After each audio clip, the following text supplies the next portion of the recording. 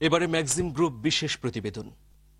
বিচার নিয়ে সরকারের শীর্ষ পর্যায়ে ব্যাপক আগ্রহ থাকলেও অভিযোগ উঠেছে প্রসিকিউটরদের কারণে নানা বিচিত্র ঘটনা ঘটছে আন্তর্জাতিক অপরাধ ট্রাইব্যুনালে।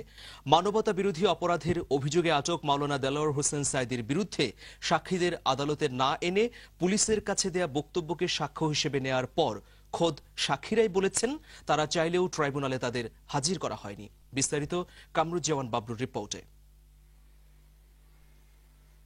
অসুস্থ, স্মরণশক্তি লোপ, ভ্রমণে মৃত্যুর ঝুঁকি আছে এবং ভয় ভীতি ও হুমকি দেয়া হচ্ছে এমন সব কারণ দেখিয়ে মাওলানা দেলোয়ার হোসেন সাঈদীর বিরুদ্ধে করা মামলায় ৬৮ জন নিয়মিত সাক্ষীর মধ্যে ৪৬ জন সাক্ষীকেই ট্রাইব্যুনালে আনা যাবে না বলে একটি আবেদন করে প্রসিকিউশন। এরপর ১৫ জন সাক্ষীকে ট্রাইব্যুনালে না এনে তদন্ত কর্মকর্তার কাছে দেয়া তাদের বক্তব্যকে সাক্ষ্য হিসেবে গ্রহণ করে আদালত।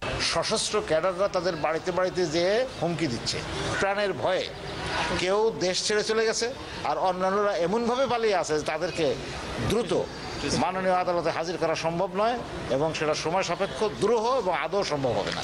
কিন্তু নিজ বাড়িতে অবস্থানরত কয়েকজন সাক্ষী বলছেন ভিন্ন কথা। মামলার যে আসামি করা হয়েছে দেলোয়ার হোসেন সাঈদীকে, আপনি বলছেন যে সে এই আমার স্বামীকে হত্যা করছে নিয়ে। না না না, এরকম পাশি কথা বলতে বাবা, এরকম কত কম কাম না, আমি মসজিদ এইরকম কথা বলছি, আমি খালি চিনি এরা দেই এরা জানি। সাক্ষী চাই আমার কাছে, আমি বলি না মিথ্যা কোনো সাক্ষী দেখতে পারবো না, আমি যেটা জানি সত্য এটাই বলিয়ে যাবো। আমার মায়ের সাজি হিসেবে মারে নাই, তাদের দেহিও নাই, মিলিটারিতে পাকশন্য তারা মারছে। এখন শুনি আমার নামে আমার নাম দিয়া সাজি সাহেবের নামে বিরুদ্ধে কেস হয়েছে। আমার মায়ের বেশকে সব জায়গায় খাইতেছে, আমরা খরাদির মতন সব শহরে বাসি। আমি মিথ্যা চাকরি দিতে পারবো না, আবার অনেক 2টা 3টা দিয়েও নেয় চাকরিতে, আমি উচিত ছাড়া মিথ্যা দিতে পারবো না। আমি কমুদের সাইড আমার ঘর করে আসলে ইচ্ছা করে সে আমি বুঝতাম না। তোমরা একটা লোকের যে হারেস খাওয়াবা সে পারবা না, এ আমার এক চাকরিতে শেষ। সুপ্রিম কোর্টের সিনিয়র আইনজীবী ব্যারিস্টার রফিকুল হক বলেন, বিচার বানচাল করতেই সাক্ষী না আনার বেআইনি কাজ করেছে প্রসিকিউশন। অদ্ভুত ব্যাপার, সাক্ষী যাদের কথা বলছে তারা বলছে আমার চিনি না, আমি জানি না, হিন্দু পত্রিকার কথা বলছে, ইন্ডিয়া স্টেটমেন্ট দিয়েছে, আমি সাঈদীকে কখন দেখিও না, জানিও না কখন।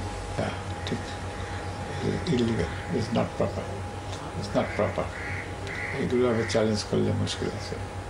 এসব কর্মকাণ্ডে শেষ পর্যন্ত ন্যায় বিচার হবে কিনা তা নিয়ে সংশয় এই প্রবীণ আইনজীবীর। কামরুজ্জামান বাবলু, দিগন্ত টেলিভিশন, ঢাকা।